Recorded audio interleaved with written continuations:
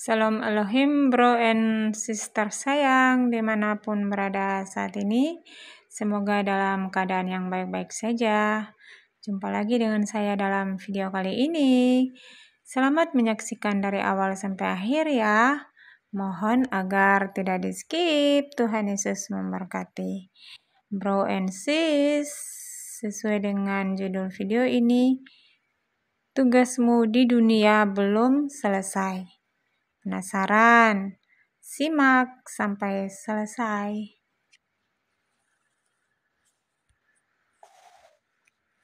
Bro and sis, saya mau menyaksikan penglihatan saya tahun 2014, 9 tahun yang lalu. Saat itu saya dirawat inap di RSUD karena sakit usus buntu. Sebelum operasi pada malam harinya saya bermimpi. Saya bersama beberapa teman menjadi pemimpin pujian untuk acara KKR di sebuah lapangan yang sangat luas. Sementara menyanyi satu lagu pujian, tiba-tiba semua orang yang mengikuti KKR tersebut pada berlarian ketakutan karena mendengar suara nyanyian dari seorang bapak pendeta di gereja kami yang sudah meninggal. Saya heran kenapa mereka lari ketakutan. Saya menoleh ke kanan di ujung lapangan cukup jauh. Saya melihat dan mendengar almarhum bapak pendeta tersebut bernyanyi sampai selesai. Dalam hati saya, oh ternyata bapak pendeta ini sudah bangkit.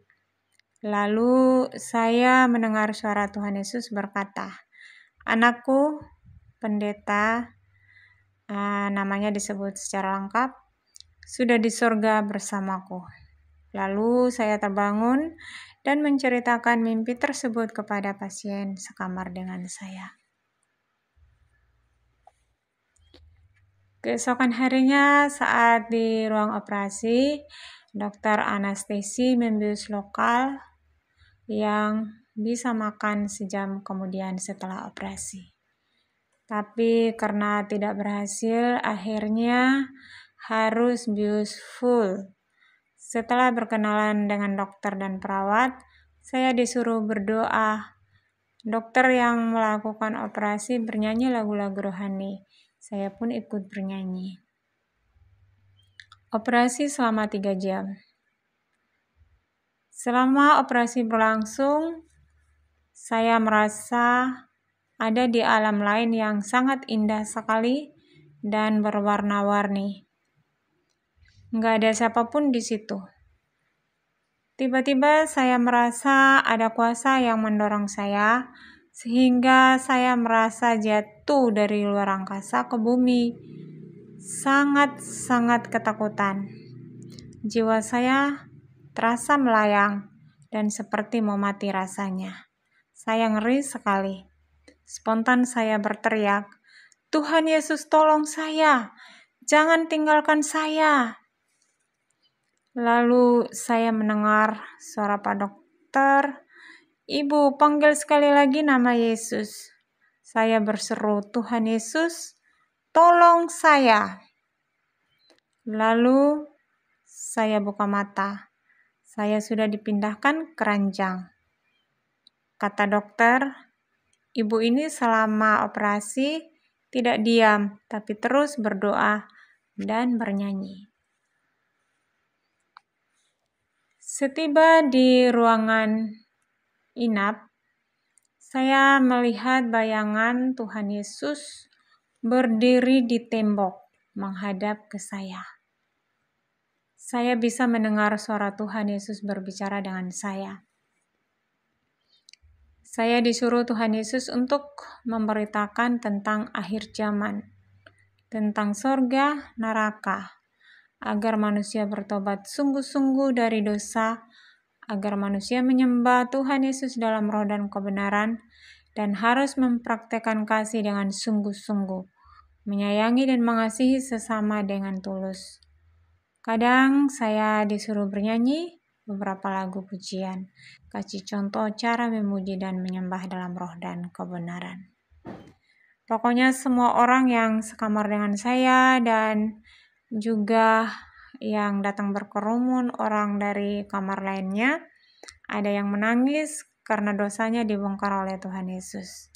Sampai mereka menyesal dan minta ampun sama Tuhan Yesus. Tapi ada juga yang angkuh hati, marah-marah dan gak mau terima. 4 jam baru selesai. Terakhir pesan khusus buat saya.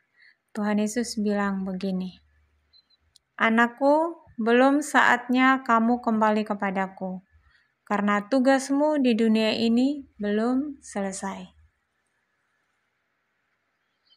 Salah satunya, pergilah dan beritahukan kepada istri dari almarhum pendeta, namanya disebut lengkap, karena saat ini dia masih bingung dan bertanya-tanya, apakah suaminya di sorga atau di neraka.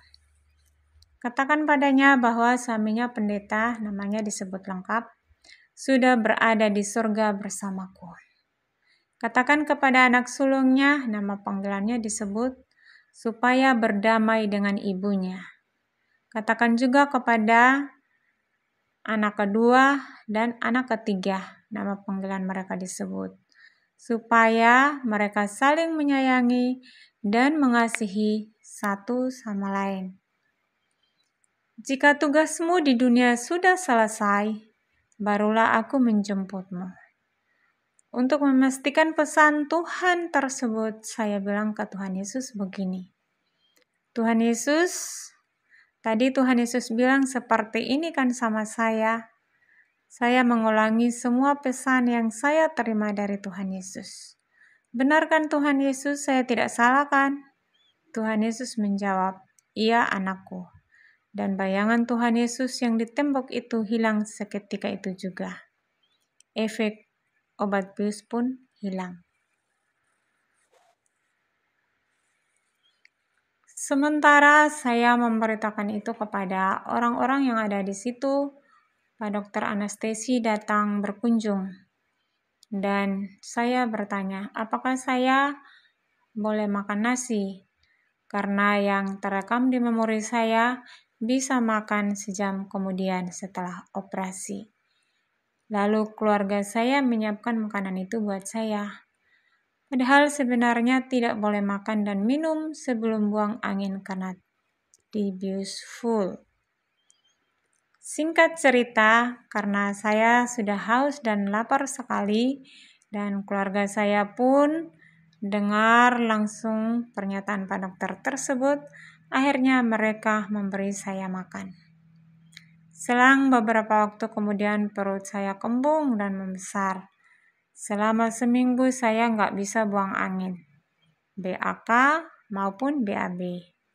Saya sangat menderita kesakitan, susah bernapas, nggak bisa tidur pulas, nggak bisa balik badan, hanya tidur talentang saja. Seluruh badan terasa seperti tertikam. Belakang saya terasa panas seperti kebakar. Napas saya rasanya sisa sedikit di tenggorokan saja. Semua jenis obat BAB di apotek sudah dipakai, tapi nggak ada perubahan.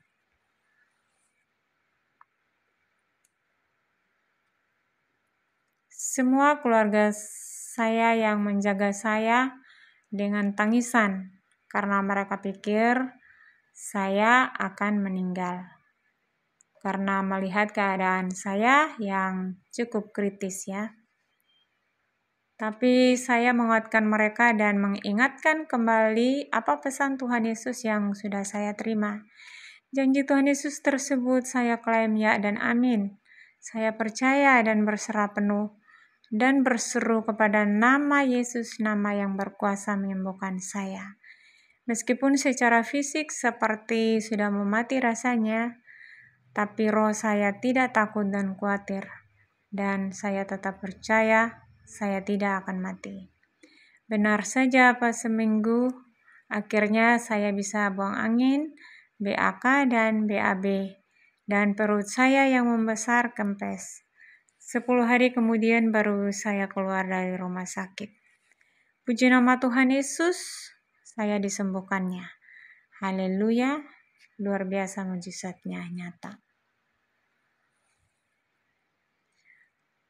Beberapa bulan kemudian saya bertemu dengan istri pendeta tersebut dan saya menyampaikan pesan Tuhan Yesus itu kepadanya. Ternyata memang hubungan dia sama anak sulungnya sementara rusak.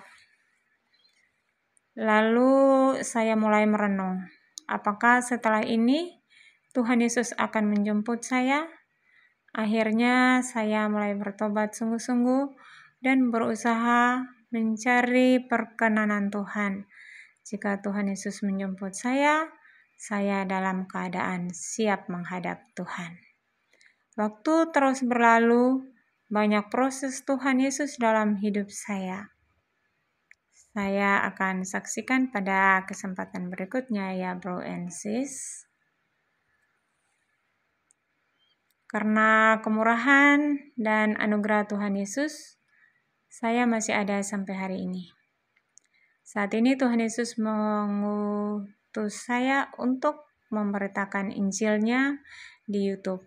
Dan saya percaya ini juga adalah salah satu tugas saya di dunia yang belum selesai.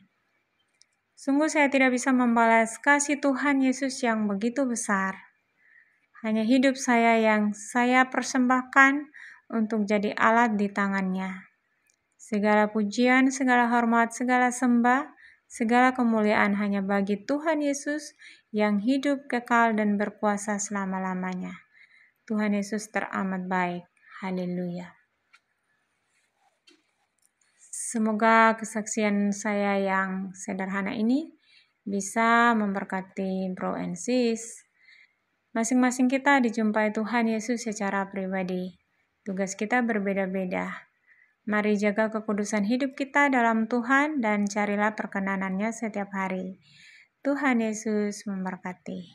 Bro and sis, terima kasih sudah menonton. Sampai jumpa lagi pada video-video berikut ya. Tuhan Yesus memberkati.